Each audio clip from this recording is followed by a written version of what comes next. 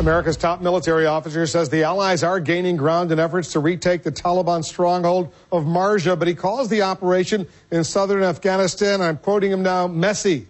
Joint Chiefs Chairman Admiral Mike Mullen also voiced regret over the latest NATO airstrike gone wrong. An attack on a convoy in southern Afghanistan yesterday killed more than 24 Afghani civilians. The senior U.S. official says the strike was ordered because there was intelligence that Taliban insurgents were in the vehicles. There are now 85,000 NATO troops in Afghanistan. 47,000 of them are from the United States. The other largest contingents, Britain has deployed 9,500 troops, Germany 4,400, and France 3,700.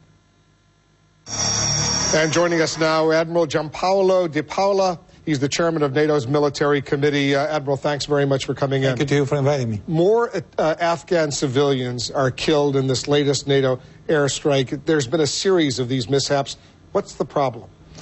Well, this is very unfortunate because we want to stress once again, and I think General McChrystal did very clearly, one civilian casualty is one too much.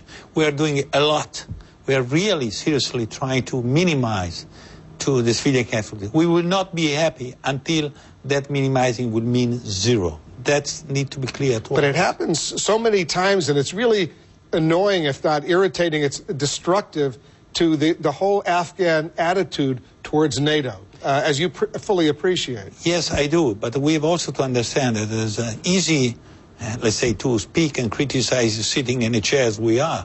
On the battlefield, sometimes the situation is not as clear as it looks like behind it, the scene and after what happened. So we have also not to have, we need to have some understanding of what is going on. Oh, and we've also to appreciate we are doing the maximum we can to bring SAGAN to zero. Is there any new procedures the NATO troops should enact in order to prevent this? There has been. The fact of the matter is that these are human being mistakes because the procedure, the directive that McChrystal has brought in are very severe. We have to try to avoid to the maximum any kind of strike which is not definitely confirm the target. So the procedure are there, but human beings make mistakes. How are the Afghan troops doing right now? In other words, when will they be ready to take charge? They are doing much better than we normally think about. Actually, they are in the lead. And it's not me who's speaking. I think it's important to understand. It's McChrystal saying the Afghans are in the lead. Except this current operation, Marja, that's going on, everything I've read, everything I've heard from our reporters is that the U.S. is in the lead. The Afghan troops are helping. They're there, but they're certainly not taking the lead in this current military offensive. I don't think this is true. I don't think this is the reality. The reality is the ISAF soldier and Afghan soldier are fighting side by side. And the operation, strategically, operationally, has been planned together. And the fighting is stayed together. It's clear that the alliance, and in particular the U.S. allies, they do have certain heavy lifting capability that the Afghans don't have it. So you see the difference. But they are fighting side by side. On the front line, there are infantry company by the infantry conduct by the Afghans. That is reality. If the U.S. and the other NATO allies were to pull out of Afghanistan, could the Afghan troops handle the situation by themselves? Not today. How long do they need? It's a matter of questioning here. Probably it will be a matter of from 3 to 4 or 5 years. That's what today is. Is that what you're planning for, a NATO presence, at least another 3 or 4 or 5 years?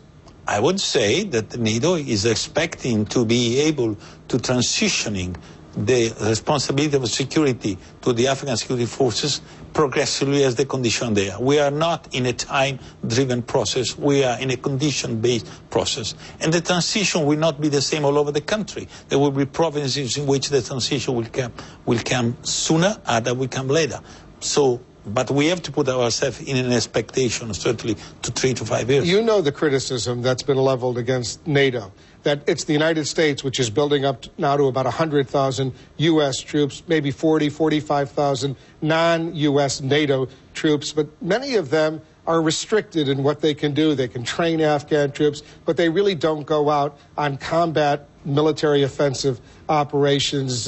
You understand the criticism from the U.S. that NATO is not really stepping up to the plate. Well, first of all, I would like to remind that the U.S. are an ally. So when we speak of alliance, we speak also of the U.S. troops. So it's not U.S. and the alliance, it's U.S. as part of the alliance. So therefore, one. Two, the non-U.S. allies are engaged in the Afghanistan mission like the American now. Some of them are fighting side by side in the south, but the mission of the alliance is to provide security and to help the Afghans to provide security. Afghanistan around is not only Helmand. So the other allies are in Kunduz, they are in Farah, they are in other provinces where also is necessary to stay side by side to provide security. So the criticism of making coinciding Helmand with Afghanistan is not correct. Because the impression that you get, and you correct me if I'm wrong, is that the Canadians, the British, they're out there fighting aggressively with the U.S., but the Germans, for example, aren't. Well, because at present the activity is in Helmand. But if tomorrow, should McChrystal and the situation request the fighting taking place in an area where the German would fight. Even though the German parliament says that they shouldn't engage in offensive combat operations, they should be there for training? They are also to provide security, and if there is a necessity of operation in the north where the Germans are, I'm sure the Germans would step up to. So you're satisfied with NATO's contribution? I'm talking about the non-U.S. part of NATO. I'm never satisfied, but I'm saying the harsh criticism that only some of them are doing the lifting, I think is not correct. Let's talk about gays serving openly in the military. It's a big debate here in the United States, as you well know. Right now, most of the NATO allies, including in Italy, allow gays to serve openly in the military. How's that working out in the NATO alliance? I think it's working out quite well. In the end, fundamentally, the issue here is the sexual orientation is not an issue. Insofar you being a soldier or whatever you'll be probably in the environment you are working for, that is not a problem. Sexual orientation is a personal matter. It's not a matter for let's say, for a state policy. So it hasn't undermined unit cohesion, combat readiness? Absolutely not. If there is a misconduct that's applied to a gay or non-gay, that will be treated as a misconduct. So your sexual orientation does not have to influence the environment in which you work. And when NATO troops, whether from Canada or Britain or Germany or France or Italy, serve in Afghanistan, for example, with U.S. combat troops, and there are gays serving side by side, have you seen one example of an incident that has undermined the ability to fight?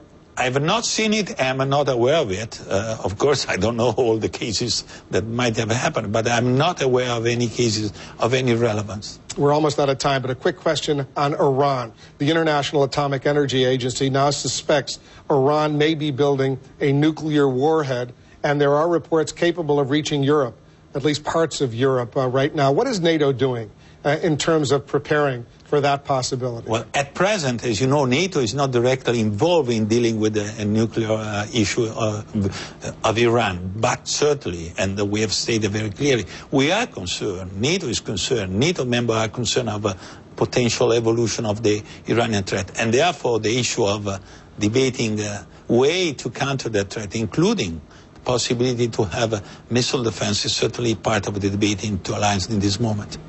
Is there any serious division within the NATO alliance as far as Iran is concerned? I don't think so, not at all. So all of the allies? All of the allies are seriously concerned. And although alliance per se is not dealing with the issue, but the concern is commonly shared by all allies. Admiral, thanks very much. Good luck to you and all the NATO troops. Thanks a lot. Thanks a lot. Appreciate it. Thank you.